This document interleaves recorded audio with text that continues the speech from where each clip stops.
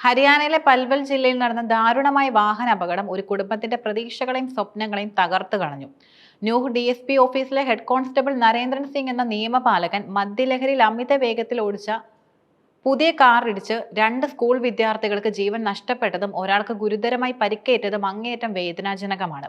ഈ സംഭവം സമൂഹത്തിൽ നിലനിൽക്കുന്ന ചില ഗുരുതരമായ പ്രശ്നങ്ങളിലേക്കും വിരൽ ചൂണ്ടുന്നു. തിങ്കളാഴ്ച ഉച്ചയോടെ നടന്ന ഈ ദുരന്തം നിയമം സംരക്ഷിക്കാൻ ബാധ്യസ്ഥരായവർ തന്നെ അത് ലംഘിക്കുമ്പോൾ ഉണ്ടാകുന്ന ഭയാനകമായ പ്രത്യാഘാതങ്ങളെ ഓർമ്മിപ്പിക്കുന്നു. സ്കൂൾ വിട്ട് മുത്തശ്ശനൊപ്പം വീട്ടിലേക്ക് മടങ്ങുകയായിരുന്ന 13 വയസ്സുള്ള അഹമ്മദ് ആര്യൻ, 9 വയസ്സുള്ള മുഹമ്മദ് അക്സാൻ, 7 വയസ്സുള്ള മുഹമ്മദ് അർജൻ എന്നീ 3 സഹോദരങ്ങളെയാണ് നരേന്ദ്രൻ സിംഗിന്റെ കാറ് ഇടിച്ചു തെറിപ്പിച്ചത്.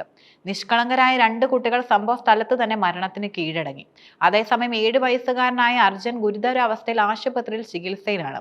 ഒരു സാധാരണ പൗരന്റെ വാഹനം മദ്യപിച്ച് അമിത വേഗതയിൽ ഓടിച്ച് അപകടം ഉണ്ടാക്കിയപ്പോൾ പോലും അത് വലിയ കുറ്റകൃത്യമാണ്. എന്നാൽ ഇവിടെ കുറ്റവാളി ഒരു നിയമപാലകനാണ്. നിയമം നടപ്പാക്കാൻ ചുമതലയുള്ള ഒരാൾ തന്നെ മദ്യപിച്ച് ലക്കുകെട്ട അവസ്ഥയിൽ വാഹനം ഓടിക്കുകയും